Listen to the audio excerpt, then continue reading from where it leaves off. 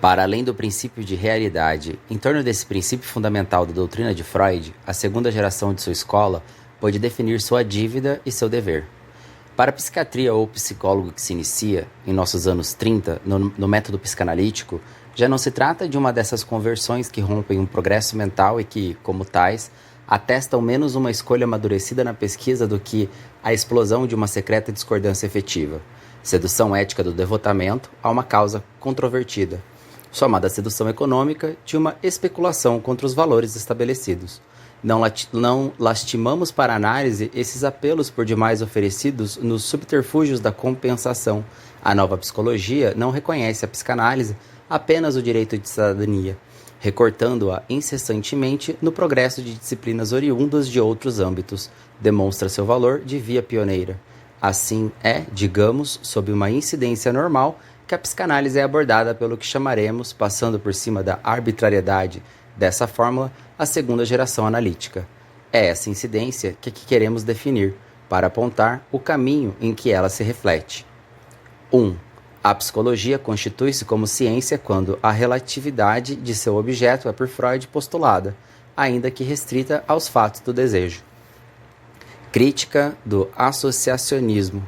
A revolução freudiana, como toda revolução, ganha sentido por suas conjunturas, isto é, pela psicologia então reinante. Ora, qualquer juízo sobre esta pressupõe uma exegese de documentos em que ela se afirmou. Fixamos o conteúdo deste artigo pedindo que nos deem crédito, ao menos provisoriamente, por esse trabalho fundamental, para nele desenvolver o momento da crítica que nos parece o essencial. Com efeito, se tomamos por legítimo fazer prevalecer o método histórico no estudo em si dos fatos do conhecimento, não fazemos dele um pretexto para eludir a crítica intrínseca que levanta a questão do seu valor. Uma tal crítica, fundamentada na ordem segunda conferida a esses na história pelo papel de reflexão que eles comportam, é imanente aos dados reconhecidos pelo método, ou seja, em nosso caso, as formas expressas da doutrina e da técnica. Se ela simplesmente requer cada uma das formas em questão, por ser o que se apresenta como sendo. Assim veremos a psicologia, que no fim do século XIX apresentava-se como científica e que tanto por seu aparato de objetividade quanto por sua afirmação de materialismo impressionava até mesmo seus adversários. Faltava simplesmente ser positiva, o que elimina na base a objetividade e o materialismo. Podemos sustentar com efeito que essa psicologia baseia-se numa chamada concepção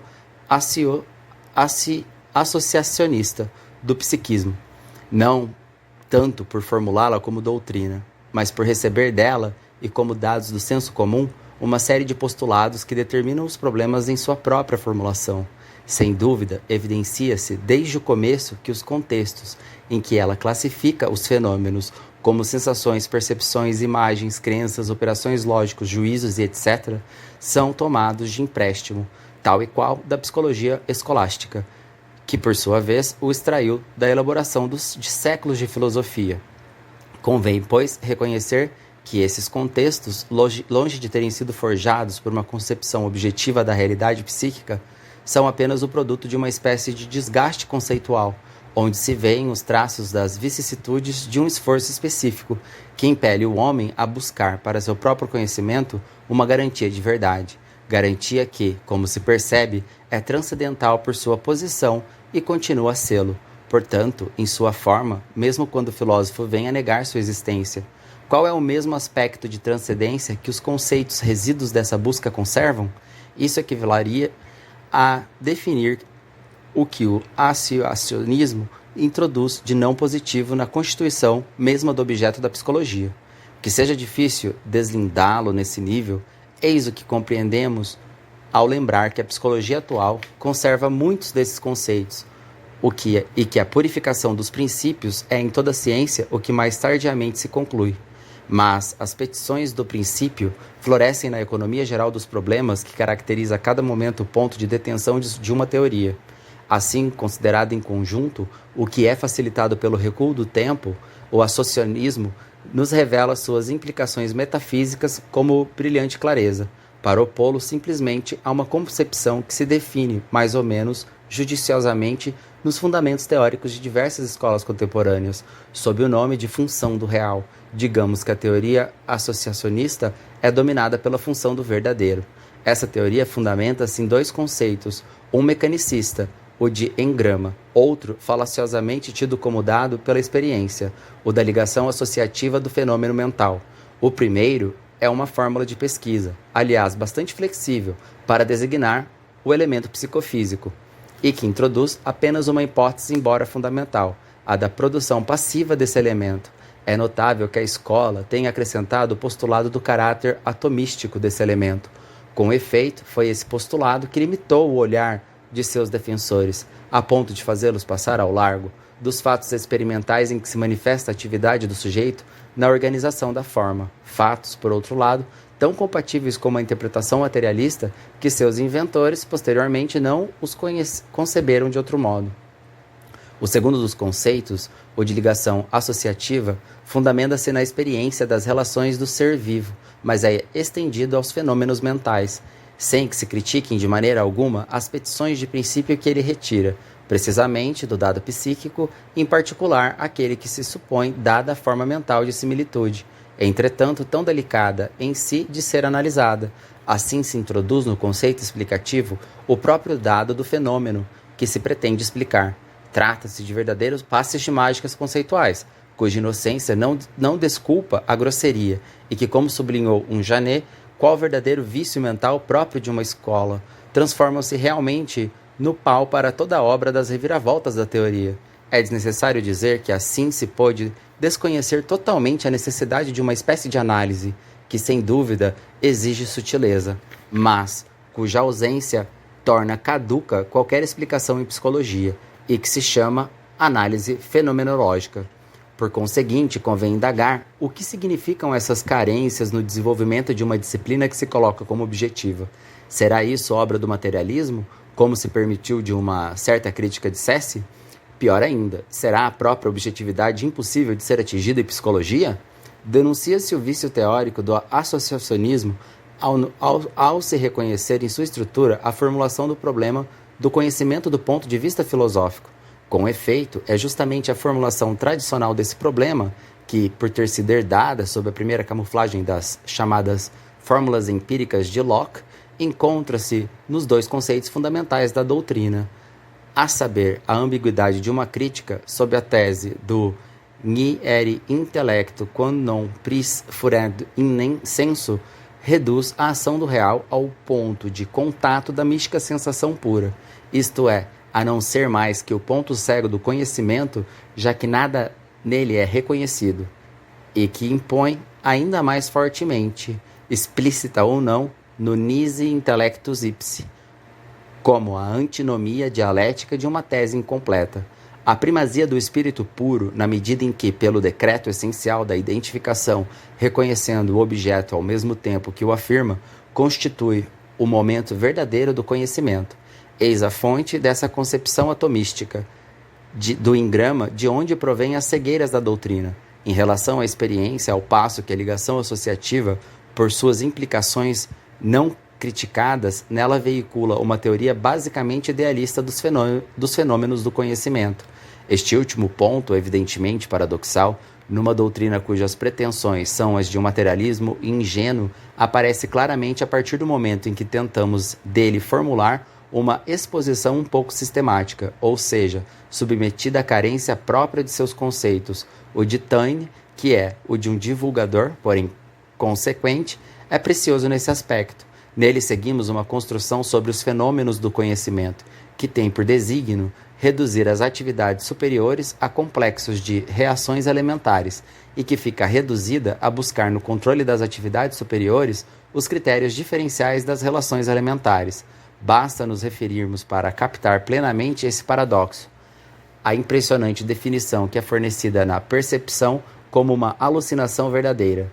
Tamanho, portanto, é o dinamismo de conceitos extraídos de uma dialética transcendental, que por neles se fundamentar, a psicologia associacionista fracassa. E o faz ainda mais fatalmente na medida em que os recebe esvaziados da reflexão que eles comportam. para constituir seu objeto em termos positivos. Com efeito, a partir do momento em que os fenômenos se definem em função de sua verdade, eles ficam submetidos, em sua própria concepção, a uma classificação de valor.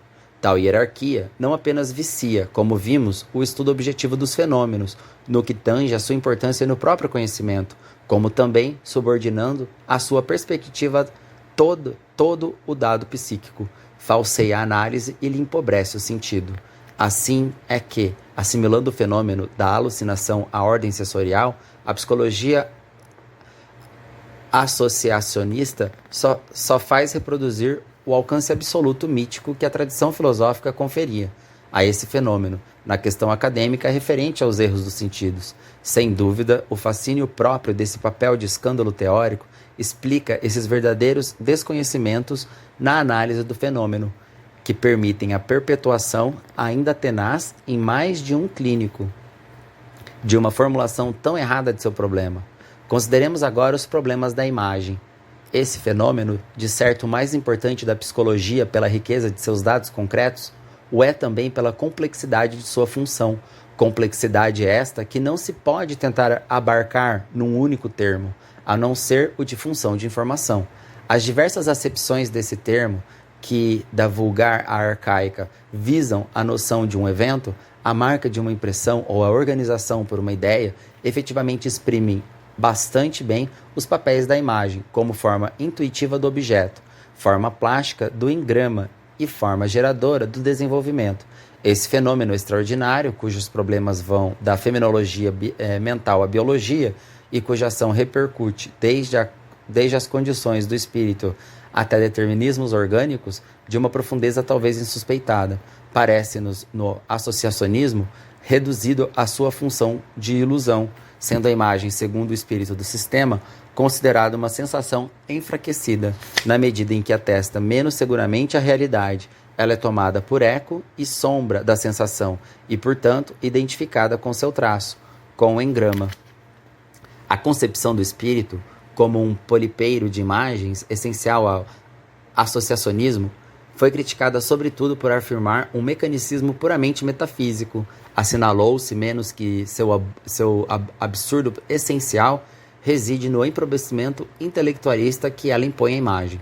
De fato, um imenso número de fenômenos psíquicos é tido, nas concepções dessa escola, como não significando nada. Isso os excluiria do âmbito de uma psicologia autêntica, que sabe que uma certa intencionalidade é fenomenologicamente inerente a seu objeto. Para o associacionismo, isso equivale a tomá-lo por insignificantes, isto é, a rechaçá-los, seja para o nada do desconhecido, seja para o nada do desconhecimento, seja para a fatuidade do epifenômeno. Tal concepção, portanto, distingue duas ordens nos fenômenos psíquicos. De um lado, os que se inserem em algum nível das operações do conhecimento racional, e de outro, todos os demais sentimentos, crenças, delírios, assentimentos, instituições, sonhos. O primeiro exige a análise associacionista do psiquismo. Os últimos devem explicar, por algum determinismo estranho, a sua aparência e chamado de orgânico. Para reduzi-los, quer ao suporte de um objeto físico, quer à relação de um fim biológico. Assim, nos fenômenos psíquicos não se reconhece nenhuma realidade própria. Aqueles que não pertencem à realidade verdadeira não têm realidade senão ilusória.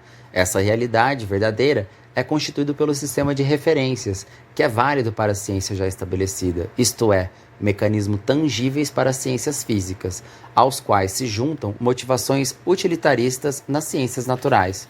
O papel da psicologia é apenas o de reduzir a esse sistema os fenômenos psíquicos e verificá-lo, determinando através dele os próprios fenômenos que constituem seu conhecimento, e na medida em que é função dessa verdade, que tal psicologia não constitui uma ciência. Verdade da psicologia e psicologia da verdade. Que se entenda bem nosso pensamento nesse ponto. Não estamos jogando com o paradoxo de negar que a ciência não tenha que conhecer a verdade, mas não esqueçamos que a verdade é um valor que corresponde à incerteza com que a experiência vivida do homem é fenomenologicamente marcada e que busca da verdade anima historicamente. Sob a rúbrica do espiritual, os arroubos do míticos e as regras do moralista, as sendas do asceta e as descobertas do mistagogo. Essa busca, impondo a toda uma cultura a primazia da verdade no testemunho, criou uma atitude moral, que foi e continua a ser para a ciência uma condição de existência.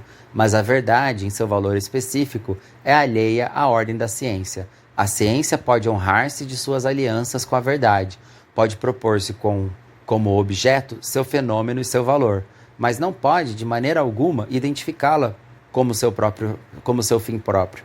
Se parecer haver nisso algum sacrifício, detenhamo-nos por um instante nos critérios vividos da verdade e perguntemo-nos o que, nos vertiginosos relativismos a que chegaram a física e as matemáticas contemporâneas, subsiste dos mais concretos desses critérios, onde estão a certeza, prova do conhecimento místico, a evidência, fundamento da especulação filosófica e a própria não contradição mais modesta exige da própria não contradição mais modesta exigência da construção empírica racionalista? Mas ao alcance de nosso juízo, podemos dizer que o douto se pergunta se o arco-íris, por exemplo, é verdadeiro.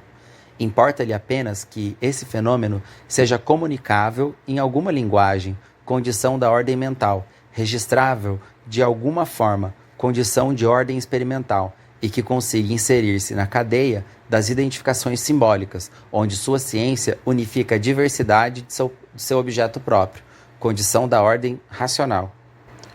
Deve-se convir que a teoria físico-matemática, no fim do século XIX, ainda recorria a fundamentos tão intuitivos, depois eliminados, que pôde hipostasiar neles sua prodigiosa fecundidade. E assim lhe foi reconhecida a onipotência implicada na ideia de verdade. Por outro lado, os sucessos práticos dessa ciência conferiam-lhe perante as massas o prestígio que cega e que não deixa de relacionar com o fenômeno da evidência. Assim, a ciência estava bem posicionada para servir de objeto último à paixão pela verdade, despertando no vulgo a prosternação diante do novo ídolo que se chamou de cientificismo, e no letrado esse eterno pedantismo que, por ignorar o quanto sua verdade é relativa às muralhas de sua torre, mutila o que do real lhe é dado apreender, interessando apenas pelo ato do saber, por sua própria atividade de sábio. É essa mutilação que comete o psicólogo associacionista, e embora seja especulativa, ela não tem, para o ser vivo e para o humano, consequências menos cruéis. É um ponto de vista semelhante, com efeito, que impõe ao médico esse espantoso desprezo pela realidade psíquica, cujo escândalo, perpetuando em nossos dias pela manutenção de uma formação academicista, exprime-se tanto na parcialidade da observação quanto na bastárdia de concepções como a de pitiatismo. Mas, por ser no médico, isto é, no clínico por excelência da vida íntima, que esse ponto de vista aparece na maneira mais flagrante, como uma negação sistemática. Era também de um médico que teria que vir a negação desse próprio ponto de vista, não a negação puramente crítica que, na mesma época, floresceu como especulação sobre os dados imediatos da consciência, mas uma negação eficaz, por se afirmar como uma nova positividade. Freud deu esse passo fecundo, sem dúvida, porque, como nos testemunha em sua autobiografia, foi determinado a isso por sua preocupação de curar, isto é, por uma atividade em que, contrariando os que se comprazem em relegá-lo à categoria secundária de uma arte, há que reconhecer o entendimento mesmo da realidade humana, na medida em que ela se empenha em transformá-la. Revolução do método freudiano. O primeiro sinal dessa atitude de submissão ao real em Freud foi reconhecer que, dado que a maioria dos fenômenos psíquicos no homem relaciona aparentemente com uma função de relação social, não há por que excluir, havia que, por isso mesmo, abre-lhe o acesso mais comum a saber o testemunho do próprio sujeito desses fenômenos. Perguntamo-nos, aliás, em que o método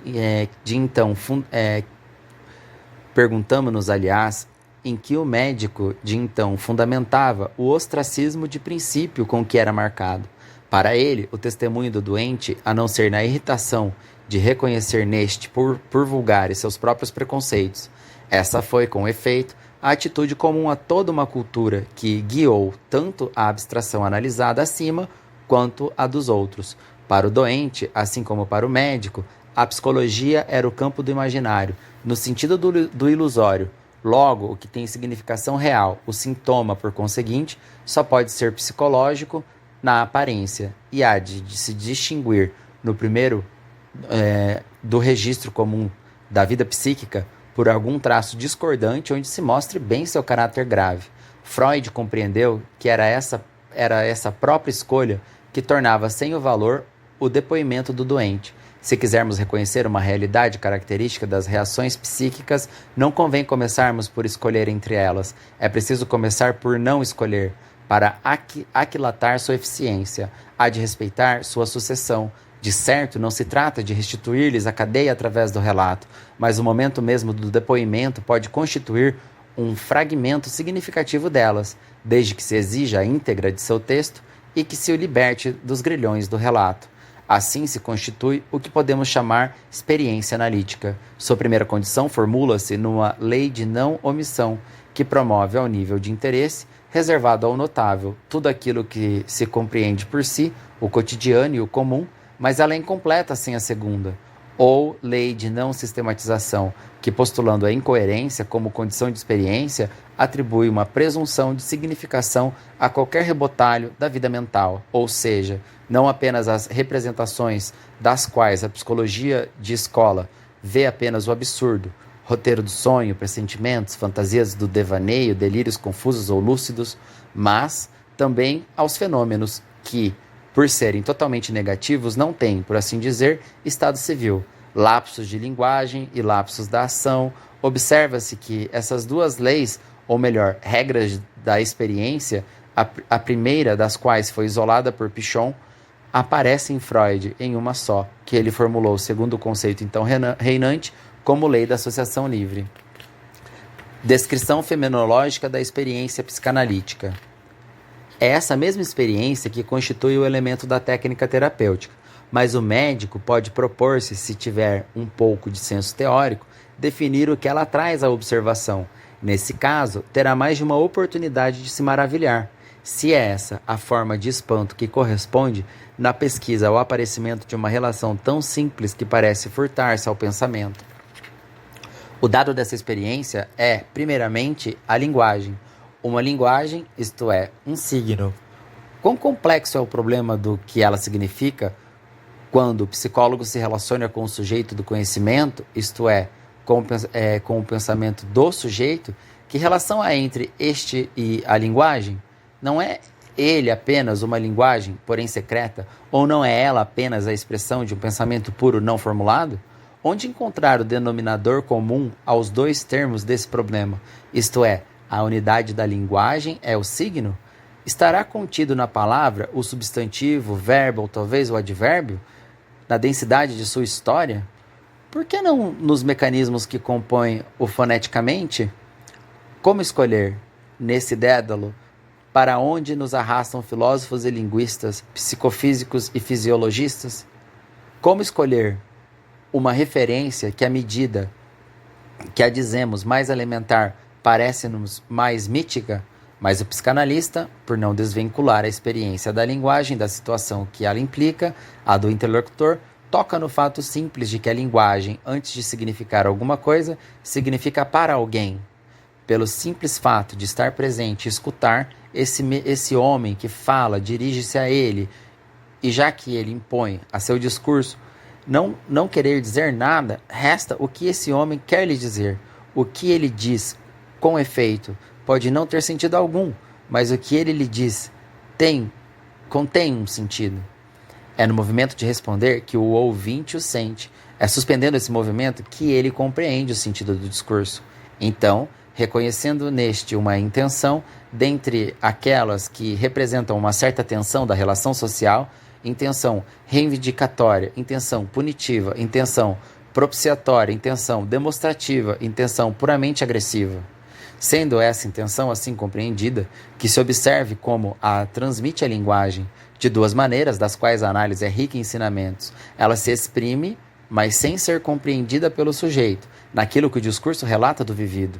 Na medida em que o sujeito assume o anonimato moral da expressão, é a forma do simbolismo, ela é concebida, mas negada pelo sujeito, no que o discurso afirma do vivido. Na medida em que o sujeito sistematiza sua concepção, é a forma de denegação.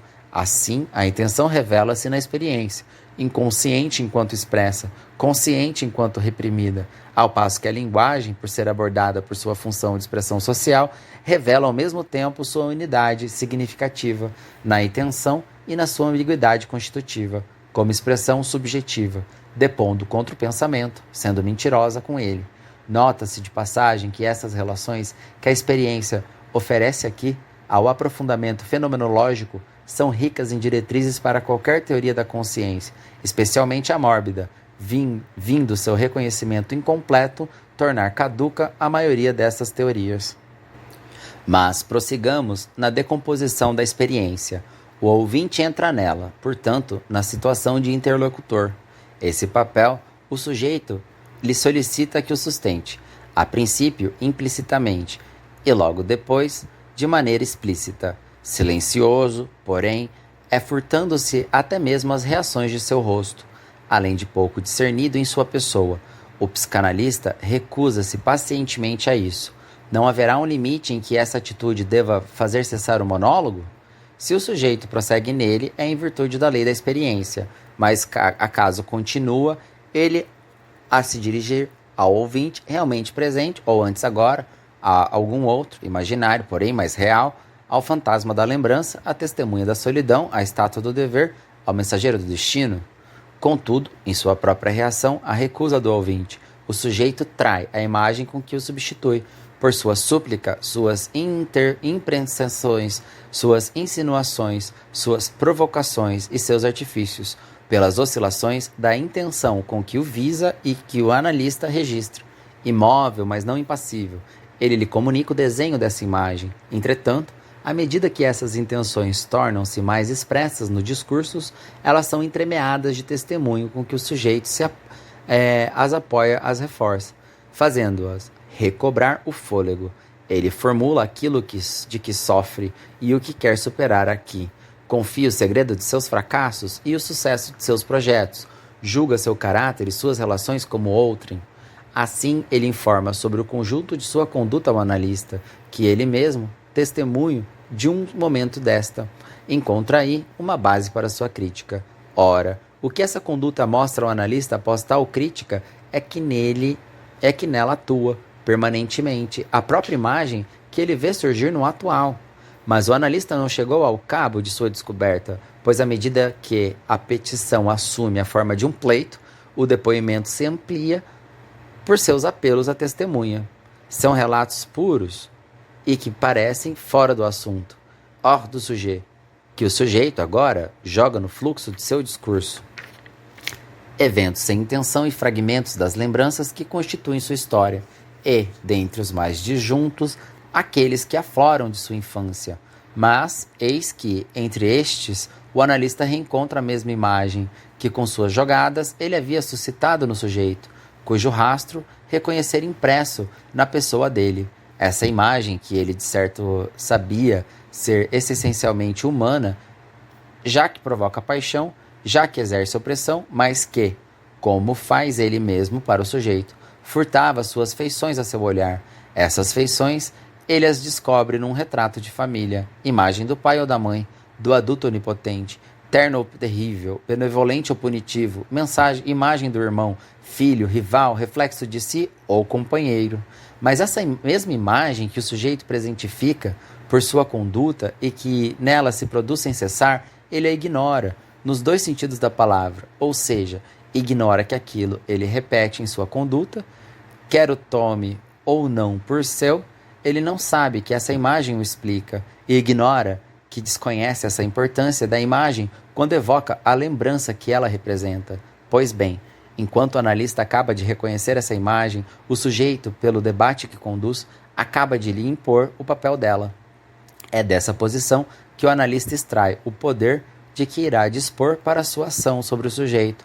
A partir daí, com efeito, o analista age de maneira em que o sujeito tome consciência da unidade da imagem, que nele se refrata em efeitos díspares, conforme ele a represente, a encarne ou a conheça. Não descrevemos aqui como procede o analista em sua intervenção. Ele opera em 2 registros, o da elucidação intelectual, pela interpretação, e o da manobra afetiva, pela transferência. Mas fixar os tempos delas é uma questão de técnica, que as define em função das reações do sujeito. Ajustar sua velocidade é uma questão de tato, pelo qual o analista é alertado sobre o ritmo dessas reações. Digamos apenas que, à medida que o sujeito prossegue na experiência e no processo vivido, onde se reconstitui a imagem, a conduta deixa de imitar sua sugestão, as lembranças retomam sua densidade real, e o analista vê o fim do seu poder, doravante inutilizado pelo fim dos sintomas e pelo arremate da personalidade. Discussão do valor objetivo da experiência. Assim é a descrição fenomenológica que podemos dar do que se passa na série de experiências que compõem uma psicanálise. Trabalho de ilusionista, poderia-se dizer, se não tivesse como fruto justamente resolver uma ilusão. Sua ação terapêutica, ao contrário, deve ser essencialmente definida como um duplo movimento pela qual a imagem, a princípio difusa e fragmentada, é regressivamente assimilada ao real, para ser progressivamente desassimilada do real, isto é, restaurada em sua realidade própria. Ação que testemunha a eficiência dessa realidade, mas se não trabalho ilusório, então simples técnica, dirão, e como experiência, a menos propícia à observação científica. Por quê? Baseia-se nas condições mais contrárias à objetividade, pois essa experiência, acaso não acabamos de descrevê-la como uma constante interação entre o observador e o objeto? Com efeito, é no próprio movimento que o sujeito lhe comunica, através de sua intenção, que o observador é informado desta, e até insistimos na primordialidade dessa via, inversamente pela assimilação que o observador propicia entre ele mesmo e a imagem. Ele subverte já na origem a função desta no sujeito. Ora, ele só identifica a imagem no próprio progresso dessa subversão, e tão pouco encobrimos o caráter constitutivo desse processo. Essa falta de uma referência fixa no sistema observado e esse uso para a observação do próprio movimento subjetivo, que em todos os outros lugares é eliminado como fonte de erro, são desafios, ao que parece, ao método sadio. E mais, deixem-nos dizer do desafio que aí se pode ver para bom uso na observação mesma que nos relata. O observador pode esconder aquilo que empenha de sua pessoa. As instituições de suas descobertas têm em outros lugares o nome de delírio, e sofremos por entrever de que experiências provém a insistência de sua perspicácia. Sem dúvida, as vias por onde a verdade se revela são insondáveis, e houve até matemáticos que confessaram tê-la visto, em sonho ou nela esbarrado numa colisão trivial qualquer, mas é decente expor sua descoberta como oriundo de um processo mais conforme à pureza da ideia. A ciência, como a mulher de César, não deve ser alvo de suspeita. Aliás, faz muito tempo que o bom renome do sábio já não corre riscos. A natureza não mais poderia desvelar-se sob nenhuma figura humana, e cada progresso da ciência apagou dela um traço antropomórfico. Se acreditamos poder tratar com certa ironia o que essas objeções traem de resistência afetiva, não nos acreditamos dispensados de responder a seu peso ideológico, sem nos perdermos no terreno epistemológico. Diremos desde logo que a ciência física, por mais depurada que pareça, em seus progressos modernos de qualquer categoria intuitiva, não deixa de trair, e de maneira ainda mais impressionante, a estrutura da inteligência que a construiu. Se Meyerson pôde demonstrá-la submetida em todos os seus processos, a forma da identificação mental, forma tão constitutiva do conhecimento humano, que ele a reencontra por reflexão nos caminhos comuns do pensamento. Se o fenômeno da luz, para lhe fornecer o padrão de referência e o átomo de ação, revela nela uma relação mais obscura com o sensório humano. Esses pontos de certos ideais, pelos quais a física se liga ao homem, mas que são os polos em torno dos quais ela gira, porventura, não mostram a mais inquietante homologia com os eixos que conferem ao conhecimento humano, como evocamos acima, uma tradição reflexiva sem recurso à experiência?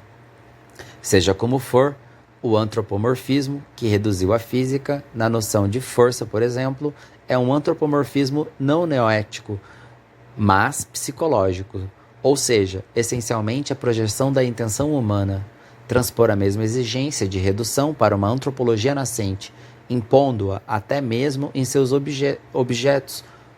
objetivos mais longínquos, é desconhecer seu objeto e manifestar autenticamente um antropocentrismo, de outra ordem à do conhecimento. O homem, de fato, mantém com a natureza relações que especificam, de um lado, as propriedades de um pensamento identificatório e, de outro, o uso de instrumentos ou utensílios artificiais.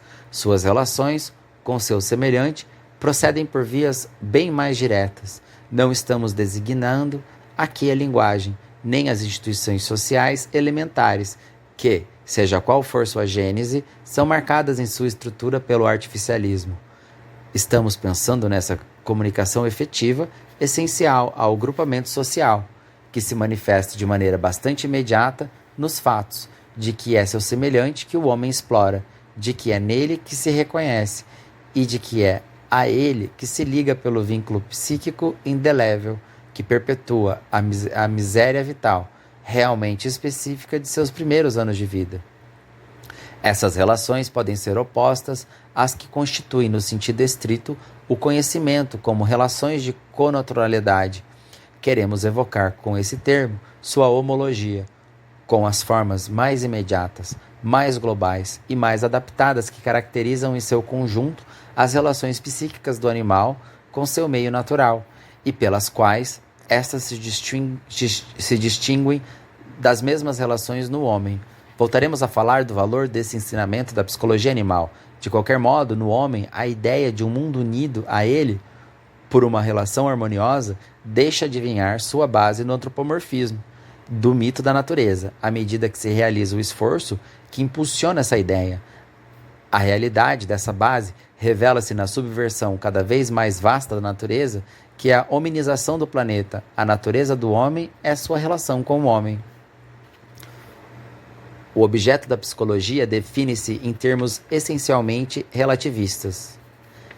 É nessa realidade específica das relações interhumanas que uma psicologia pode definir seu objeto próprio e seu método de investigação. Os conceitos que esse objeto e esse método implicam não são subjetivos, mas relativistas, por serem antropomórficos em seu fundamento. Esses conceitos, se sua extensão à psicologia animal indica acima, demonstra-se válida, podem desenvolver-se em formas genéricas da psicologia. Aliás, o valor objetivo de uma pesquisa é demonstrado com a realidade do movimento, pela eficácia de seu progresso. O que melhor confirma a excelência da via definida por Freud para a abordagem do fenômeno, com uma pureza que o distingue de todos os outros psicólogos, é o avanço prodigioso, que o colocou como de ponta em relação a todos os outros na realidade psicológica. Demonstraremos esse ponto numa base parte deste artigo. Exporemos, ao mesmo tempo, o uso genial que ele soube fazer da noção de imagem. Se sob o nome de imago, ele não a desvinculou plenamente do estado confuso da intuição comum. Foi para usar magistralmente seu alcance concreto, tudo conservado de sua função informativa na intuição, na memória e no desenvolvimento. Ele demonstrou essa função desvendando na experiência o processo da identificação, bem diferente do da imitação, que distingue sua forma pela aproximação parcial e tateante. A identificação opõe-se a ela não somente como a assimilação global de uma estrutura, mas como a assimilação virtual do desenvolvimento, implicado por essa estrutura em estado ainda indiferenciado. Assim, sabe-se que a criança percebe certas situações afetivas, como, por exemplo, a união particular de dois indivíduos num grupo, como uma perspicácia bem mais imediata que a do adulto. Este, com efeito, malgrado sua maior diferenciação psíquica, é inibido, tanto no conhecimento humano quanto na condução de suas relações, pelas categorias convencionais que o censuram, mas a ausência dessas categorias serve menos à criança, ao lhe permitir perceber melhor os sinais, signos do que o faz a estrutura primária de seu psiquismo, que o leva a ser prontamente penetrado pelo sentido essencial da situação. Mas não está nisso toda a sua superioridade. Ele leva ainda a vantagem com a impressão significativa do germe, que desenvolverá em toda a sua riqueza da interação social que ali se exprime. É por isso que o caráter de um homem pode desenvolver uma identificação parental que deixou de exercer desde a idade limite de sua lembrança. O que se transmite por essa via psíquica são os traços que no indivíduo dão a forma particular de suas relações humanas, ou dito de outra maneira, sua personalidade. Mas o que a conduta do homem reflete, então, não são apenas esses traços, embora eles frequentemente estejam entre os mais ocultos, porém a situação efetiva em que se encontra aquela dos pais, que foi objeto da identificação quando ela se produziu. Uma situação de conflito ou de inferioridade no grupo conjugal, por exemplo. Resulta desse processo que o comportamento individual do homem traz a marca de um certo número de relações psíquicas típicas, onde se exprime uma certa estrutura social, no mínimo a constelação, que nessa estrutura denomina mais especialmente os primeiros anos da infância. Essas relações psíquicas fundamentais revelaram-se à experiência e foram definidas pela doutrina através do termo complexos. Deve-se ver aí o conceito mais concreto e mais fecundo introduzido no estudo do comportamento humano, em contraste com o conceito de instinto, que até então se revelara nesse domínio tão inadequado quanto estéril. Se a doutrina efetivamente referiu o complexo ao instinto, a teoria parece esclarecer-se mais pelo primeiro do que apoiar-se no segundo. É por intermédio do complexo que se instauram no psiquismo as imagens que dão forma às mais vastas unidades do comportamento, imagens com que o sujeito se identifica alternadamente, para encenar como ator único o drama de seus conflitos.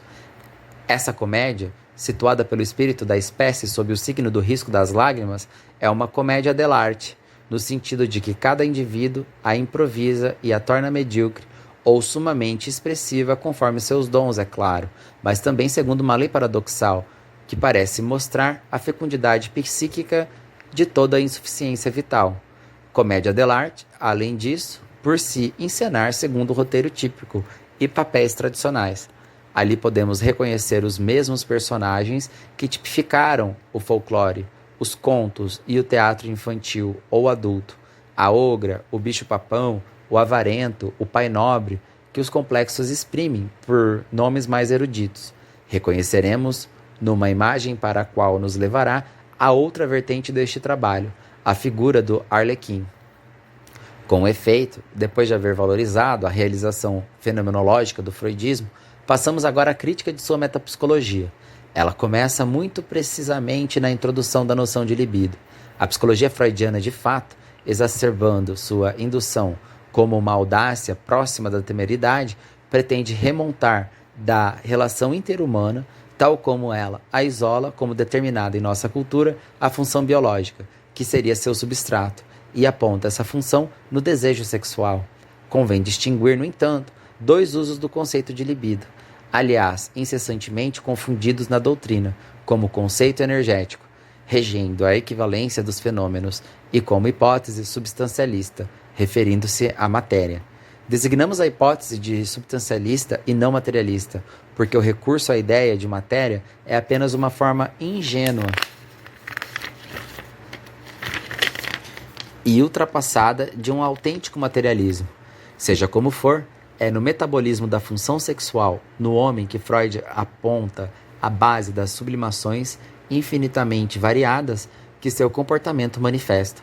Não discutiremos aqui essa hipótese, porque ela nos parece externa ao campo próprio da psicologia. Sublinharemos, não obstante, que ela se fundamenta numa descoberta clínica de valor essencial, a de uma correlação que se manifesta constantemente entre o exercício, o tipo e as anomalias da função sexual e um grande número de formas e de sintomas psíquicos. Acrescenta-se a isso os mecanismos em que se desenvolve a hipótese, bem diferente dos do associacionismo. Levam a fatos que se oferecem ao controle da observação. Se a teoria da libido efetivamente afirma, por exemplo, que a sexualidade infantil passa por uma fase de organização anal e confere um valor erótico à função excretória e ao objeto excrementício, esse interesse pode ser observado na criança no próprio lugar que nos é apontado para tal. Como conceito energético, ao contrário, a libido é apenas a notação simbólica da equivalência entre os dinamismos que as imagens investem no comportamento. É a própria condição da identificação simbólica e a entidade essencial da ordem racional, sem as quais nenhuma ciência poderia constituir-se. Através dessa notação, a eficiência das imagens, sem poder ainda ser relacionada como uma unidade de medida, mas já provida de um sinal positivo ou negativo, pode-se exprimir-se pelo equilíbrio que elas produzem entre si e, de certa maneira, por um método de dupla pesagem. A noção de libido nesse emprego já não é metapsicológica, é o instrumento de um progresso da psicologia em direção a um saber positivo. A combinação, por exemplo, dessa noção de investimento libidinal com uma estrutura tão concretamente definida quanto a do super-eu representa, tanto em relação à definição ideal da consciência moral, quanto à abstração funcional das chamadas reações de oposição ou de imitação, um progresso somente comparável ao trazido à ciência física pelo uso da relação peso-volume, quando ela substituiu as categorias quantitativas do pesado e do leve. Os elementos de uma determinação positiva foram assim introduzidos entre as realidades psíquicas que uma definição relativista permitira objetivar. Essa determinação é dinâmica ou relativa aos fatos do desejo. Foi assim que se pôde estabelecer uma escala de constituição no homem dos objetos de seu interesse, e especialmente daqueles de prodigiosa diversidade, que permanecem como um enigma quando a psicologia afirma como princípio a realidade tal como constituída pelo conhecimento, anomalias da emoção e da pulsão, idiosincrasias da atração e da repulsa, fobias e pânicos, nostalgias e vontades racionais, curiosidades pessoais, colecionamentos eletivos, invenções do conhecimento ou vocações de atividade.